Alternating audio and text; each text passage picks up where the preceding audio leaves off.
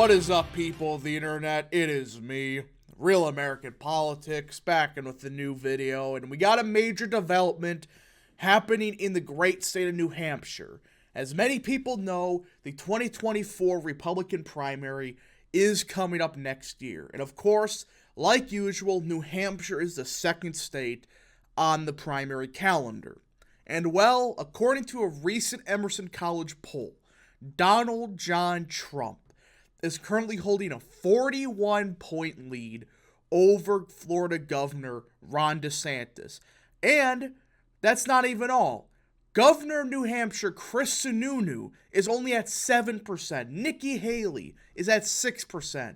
Mike Pence, 4%. So Donald Trump has such a massive advantage in the New Hampshire primary, according to the new poll from Emerson College. Now, before we continue with today's video, I hope you enjoy these type of videos. If you do, smash the like button down below, subscribe, share with your friends, hit that little bell, follow the Twitter account in the description down below, and join the channel today.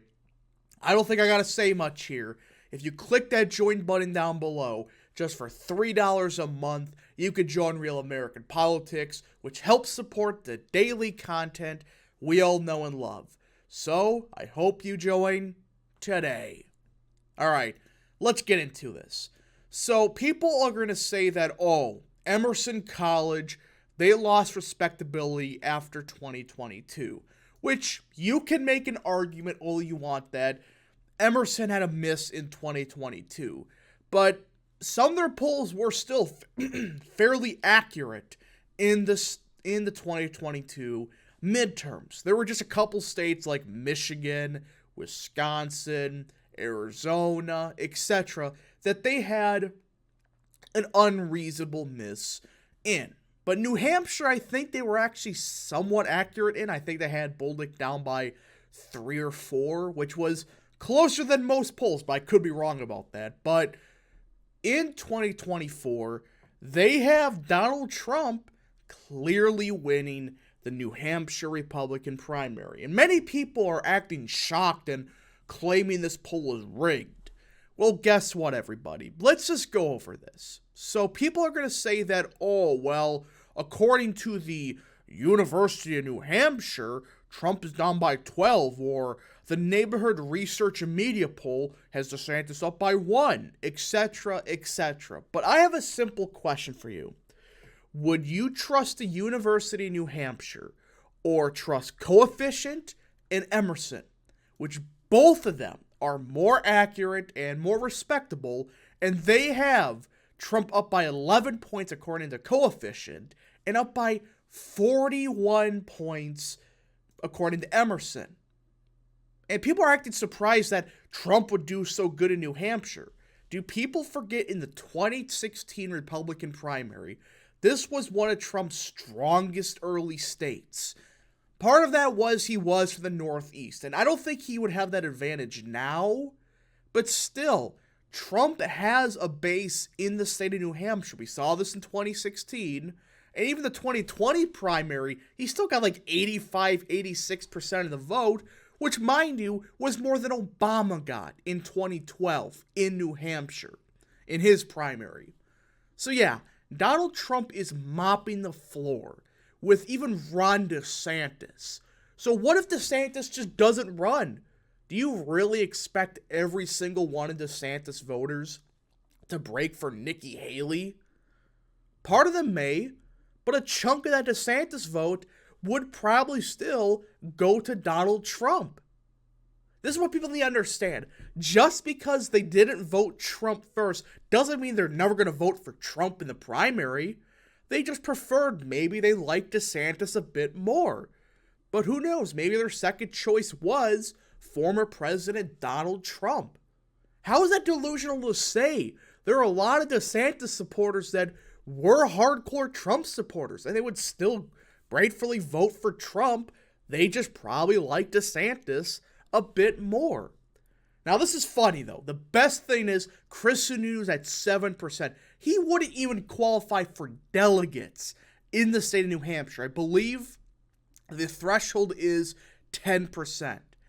if the governor of New Hampshire can't even crack 10% when he's so popular, that really did go too well bashing Trump for the past couple of years. And not only that, but bailing on the Senate race in 2022 for what? To be governor for a couple more years? Whoop-de-frickin-do. If Sununu had the gall to run in 2022, we would have a 50-50 Senate right now. Absolutely. He would have won that Senate seat. Do people not understand that Sununu has exposed himself as a complete fraud? I mean, even in the same poll, Sununu would beat Joe Biden in the same New Hampshire by like 8 or 9 points. So Sununu should have never bailed. He should have ran. He's a complete coward, and I think a lot of voters understand he's a fraud. He's a total fraud, which hurts me because I liked Sununu. He was a good governor for a couple years. Yes, he was more moderate, but more libertarian. He would still propose some based bills like an abortion ban for the late term. But now he's just kind of got boring, and it's like you just become Larry Hogan, but maybe a bit more conservative. That's it. Now, as for those that have declared, Trump, Haley, and Vivek Ramaswamy, Trump's support increases to 73%. Nikki Haley, 20%. That proves my point. Most of DeSantis' supporters probably would go to Trump before Haley. I mean, you go up by 15 points, while Haley goes up by 14. What does that tell you? That a majority of the other voters would break for somebody like Haley, or I should say Trump here. And Ramaswamy, he's already polling kind of strong, 7%. I can kind of understand why he is running. Is this because there are a lot of people that don't necessarily like Trump anymore, but they hate Haley, that they're going to vote for a third option? Maybe, but the fact is, Ramaswamy, of the declared candidates, is getting the same percent of the vote as the governor of New Hampshire. Yeah, I don't think Sununu's going to run. I understand why he was praising DeSantis, because DeSantis at this point is the only one that has a reasonable shot of beating Trump. Even then, he's down by 41. Trump's already above 50%. That's not good. And again, other polls like Coefficient shows this. People are going to say, oh, University of New Hampshire. Like I said, do you really trust these pollsters? And I understand Emerson had some significant problems in 2022, but they still had accurate polls. It wasn't like Trafalgar where every poll was wrong. Emerson was spot on in Illinois. They were spot on in Ohio. They were pretty accurate in New Hampshire. So yeah, I think Emerson, they're indicating that Trump is going to crush the New Hampshire primary. So yeah, this idea that DeSantis will be the front runner in New Hampshire, I always thought was just kind of ridiculous. New Hampshire's a more favorable state to Trump when you look at the demographics of the state compared to other primaries. So yeah, that's an update in 2024. It looks like President Donald Trump is on pace to win the New Hampshire primary by a lot. Things could change, but as of now, it appears Trump is the clear frontrunner in the great state of New Hampshire. So yesterday in the great state of Oklahoma, there was a referendum, as many of you probably heard. This was State Question 820, and the general gist of this was the legalization of marijuana. Well, I originally thought, okay, this is probably going to fail because we are talking about Oklahoma, but maybe by only 10 to 15 points, right? Maybe a bit less, maybe, 15 points was about what I thought the absolute best case scenario was for no. Well, many in the weed crowd thought this was a ballpark, that, oh, we're going to win this by 15 points because weed is so legal. And also, the fact is, yes, the supporters of yes, outspent the supporters of no by quite a bit of money. It was a lot of money. It was like 10 to 1, I believe it was. Well, guess what? The legalization of marijuana not only failed, it was embarrassed. It was laughed out of the room. That's how bad it was in the state of Oklahoma for the pro-weed crowd. It failed by 24 points, which granted, it was a shift from 2020. Trump won the state by 33. That's about a 9-point shift to the left.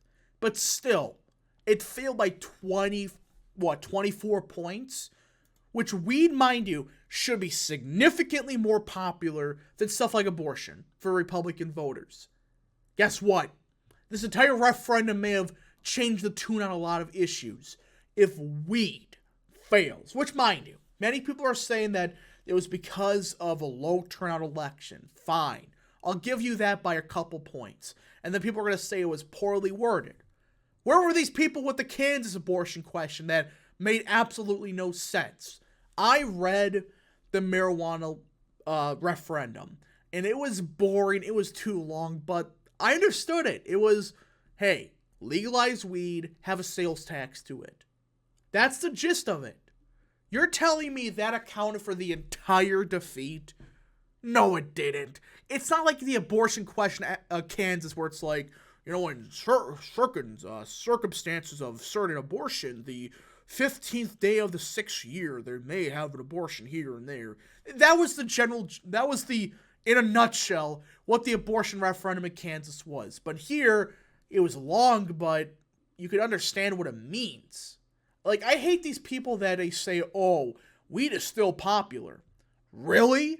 It still failed in OKC. You know, a Republican urban area, yes. But it's been trending Democrat for years. Trump only won it by a point when he won statewide by 33. This failed by 24 points, yet it was a tie. So the state shifted 8 points to the left. But in Oklahoma County, it only shifted a point to the left. So in reality, it trended 7 points to the right. That indicates to me this weed stuff isn't that well liked. Alright, comparatively, which we originally thought. I think a lot of voters looked at what happened in Oklahoma. Alright, not Oklahoma, excuse me. Colorado, California. They legalized weed.